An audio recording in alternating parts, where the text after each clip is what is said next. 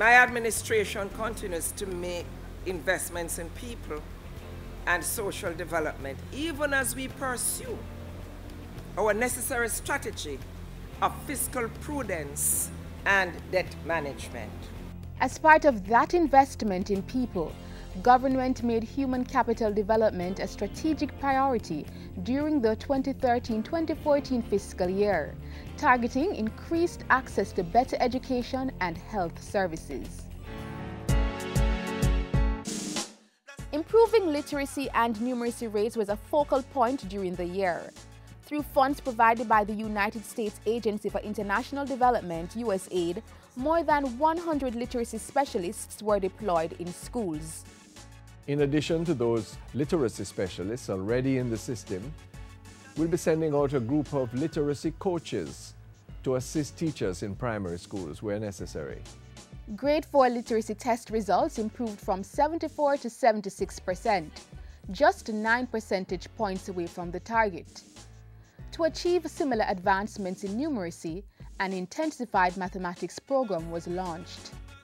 The central objectives of the intensified mathematics program are to ensure that persons engaging our children in the teaching and learning of mathematics have a sound knowledge of the content and the most effective methods to engage students in a manner which is focused on developing, first, conceptual understanding, second, computational fluency, and problem-solving skills.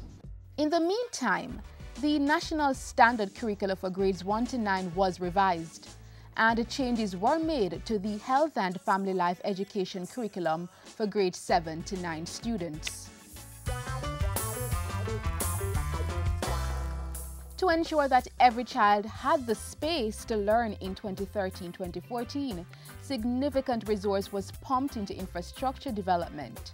68 basic schools were incorporated into the infant departments of existing primary schools with the adequate space. Expansion works to secondary institutions resulted in the removal of 5 schools from the shift system. With $122 million in funding from the Inter-American Development Bank, the Education Ministry began work on a national school feeding policy.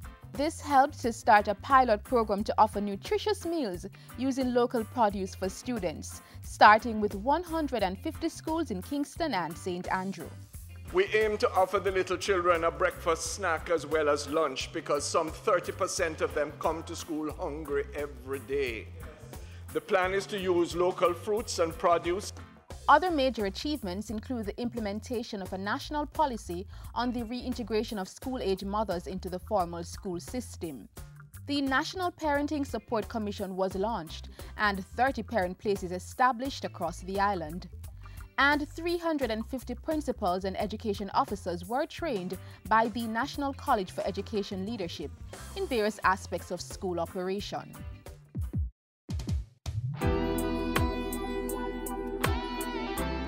The government recognizes that a healthy nation and labor force is a more productive one, and throughout the 2013-2014 financial year made some major strides to keep all Jamaicans in good health. In doing this, 4 centers of excellence offering advanced primary health care services were created in the country's 4 regional health authorities.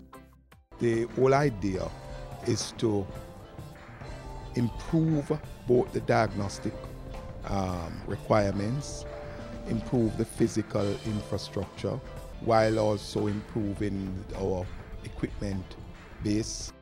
Additionally, under the Primary Healthcare Infrastructure Improvement Project, work was completed on 20 health centers across the island at a cost of $54.8 million.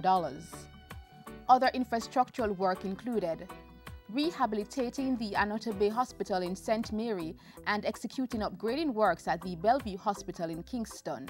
The National Health Fund, NHF, meanwhile donated a state-of-the-art X-ray unit costing $12.6 million to the Princess Margaret Hospital in St. Thomas. 2 linear accelerator machines for radiation treatment for cancer patients were also bought with the support of the NHF and the Chase Fund.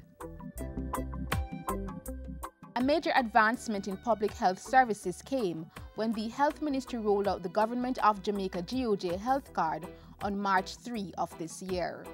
The card will facilitate better monitoring and identification. It will also take into account private health insurance so that instances where charges arise, we can better, adequately and quickly deal with it. Another milestone was the introduction of a ban on smoking in specified public places. Under Section 14 and 15 of the Public Health Act, and with the approval of Cabinet, I have executed the public health tobacco control regulations. The regulations form part of the drive to reduce the number of non-communicable diseases in Jamaica. That agenda was further advanced when the Health Ministry developed a comprehensive plan to tackle chronic non-communicable diseases from 2013 to 2018. The plan was approved by Cabinet.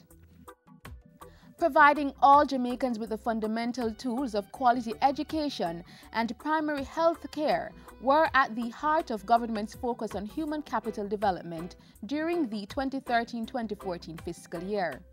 As a government, we are serious about human resource development and resolute about increasing the training and skill levels of our people.